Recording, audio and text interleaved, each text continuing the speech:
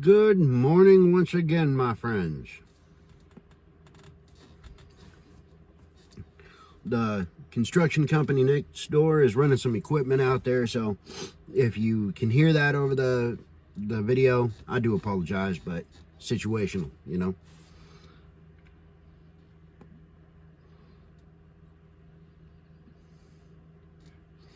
I hope everybody's week so far is going fantastic, absolute gangbusters, and I hope you are all having a fantastic day. Whatever time of day you're seeing this. I keep forgetting that people watch it at different times than I'm recording it. Anyway, figured I'd check in once again and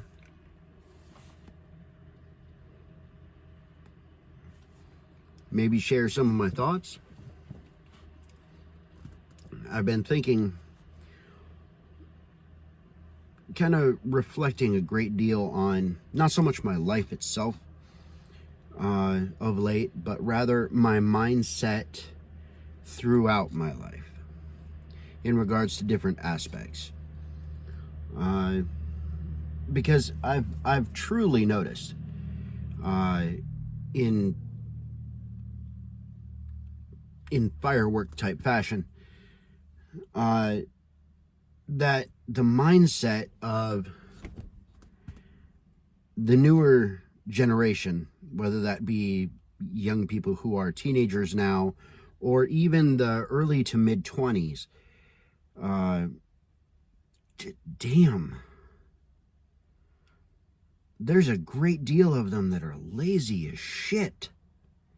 And it boggles my mind because I don't remember being that way. And I remember that the people that were that way when I was growing up were all ridiculed. But now they seem to be almost celebrated. It's weird. So, I have been reflecting on the stages of my life and the mindset of each one of those stages. I hope that makes sense. But also focusing on what aspect of those mindsets have remained the same over the course of time.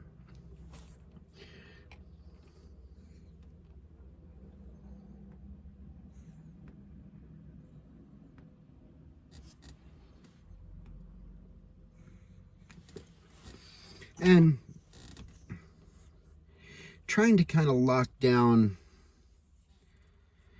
not so much something about me in particular, but trying to lock down the consistent aspects, mindset aspects of my life. And what really brought this about was there's a young man who is interested in my daughter. Unfortunately, my daughter is also interested in him. For what reason, I have no idea. But, that being said,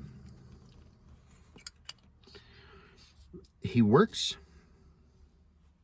or at least that's the claim, but I don't see any real enthusiasm for anything. You know, no drive to be anything more or do anything better. And that really bugs me. It always has, but now that there's someone of that particular mindset that's interested in my daughter, yeah, it really bugs me.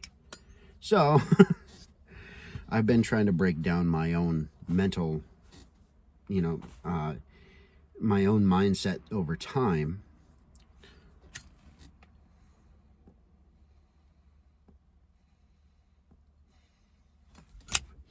And those mindsets include a moral code, a moral compass. Actually, moral compass is a misnomer. There's no such thing as a moral compass in my estimation. It all depends on your own personal code. And that code dictates your moral structure. So a moral compass is a misnomer. It's nonsensical.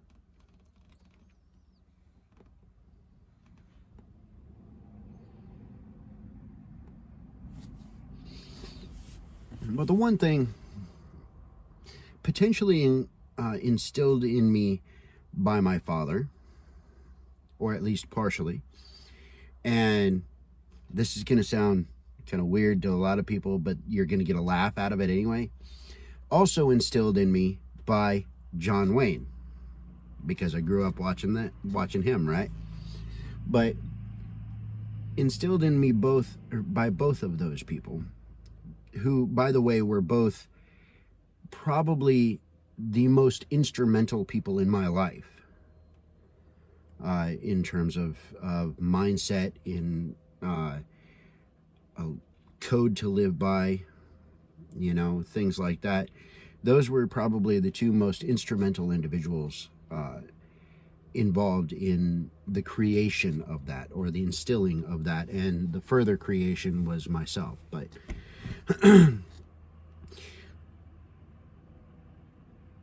I do believe that it is because of both of them that I have always believed that a man should be a protector and yet a gentleman. Now, there's different stages of gentlemen. Don't think that you have to treat everybody with absolute respect, because in my estimation, that is not what a gentleman is. You treat others with respect until they prove they are not worthy of that respect. That is the differential there. And you treat women as ladies until they have proven they are not ladies. And I don't mean not women, I mean ladies as a mindset.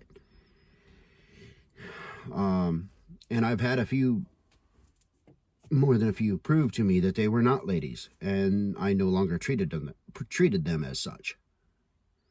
So don't think, don't take that too far, but the basic principle is treat others with respect and honor, and until such time as they prove to you through their actions or even their words that they are not deserving of that respect or honor. When I was younger, I actually reworded the golden rule, the Christianic golden rule, to simply say, treat others with respect and honor, and it shall be returned unto you.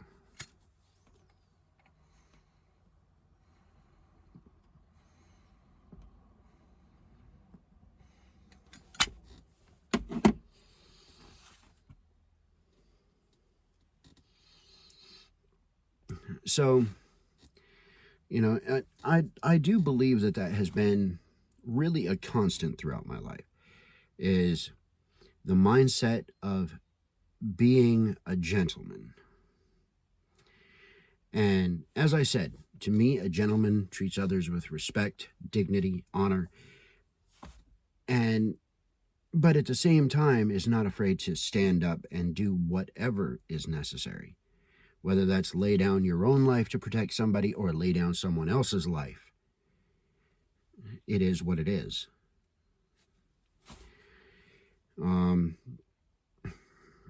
I believe that the only real way that I can think to say it is that I believe a man, and even indeed a gentleman, should be capable of absolute and complete brutality whenever the necessity arises, and in the same day be able to change your child's diaper, walk them around, play with them, lay them down for sleep, kiss them on the forehead, tell them you love them, and be a true father. That's what I believe that a man and a gentleman should be.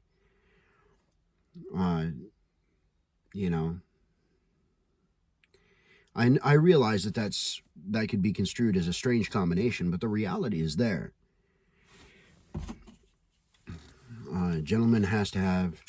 A man and a gentleman should have control over their emotions, or at least the outward appearance of their emotions, and not allow their emotional state to dictate how they treat others, particularly those closest to them, which people are most likely to throw that abusive temper at because they feel that it's safe to do so. No. You got to keep that stuff under control, man. You got to keep that stuff under wraps until such time where you can let it loose safely, and without doing any mental, emotional, or physical harm to someone who has nothing to do with your anger. It's too much time talking again. See that?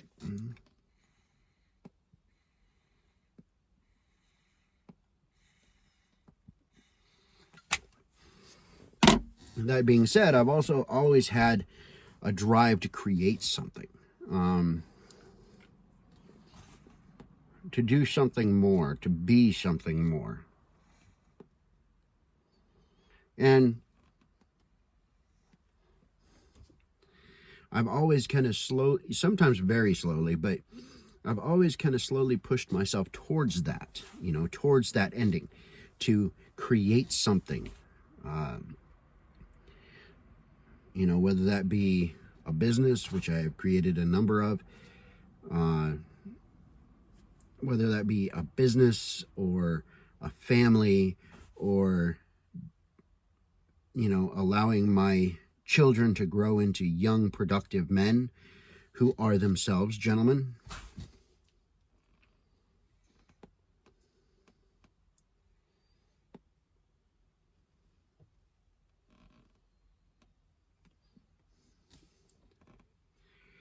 No matter what that is, I've always tried to create more than I had or the world had before I entered this world. And the only way to show others how they should act is to act that way yourself. The problem is, I don't see that these younger folks are taking the lessons that we have been trying to show them.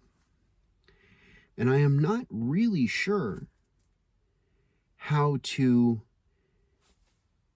improve that, to relay all of that to the next generation, where, it doesn't matter how you feel.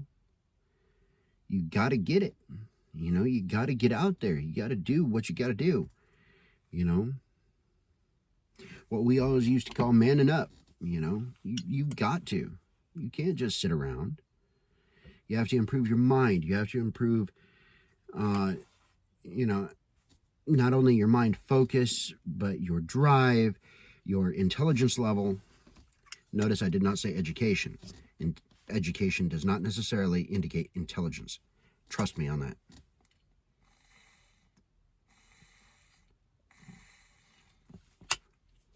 Because I, myself, have met many, many educated idiots.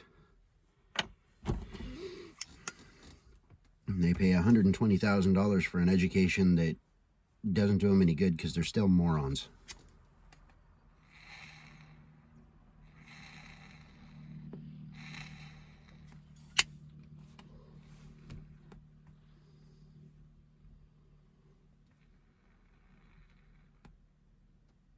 That's a weird sound.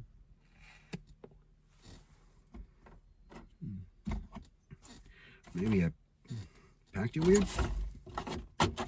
I don't bloody know. Let's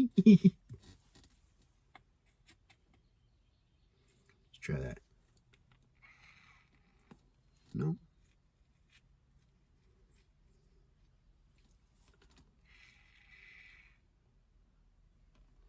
I think I'm pretty well down to the bottom. Truth be told. But yeah, that's something I've been kind of thinking about, working on, and trying to figure out. Why is it that I think differently than they do?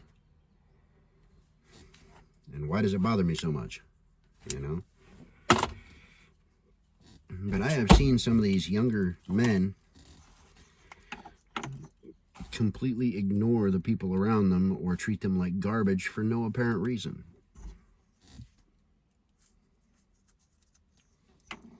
And that bothers me. Nope. Done. I guess my pipe is done. All right, y'all. Anyway, just wanted to kind of take you along on my thought process here a little bit, and maybe y'all can, give me some tips or pointers, or maybe some of your own thought processes down in the comments, just to kind of to see if we're on the same page, or are you thinking that men should all attempt to the best of their ability to be gentlemen? Just kind of let me know how you feel about it. Anyway, for now, love y'all. Peace. I'm out.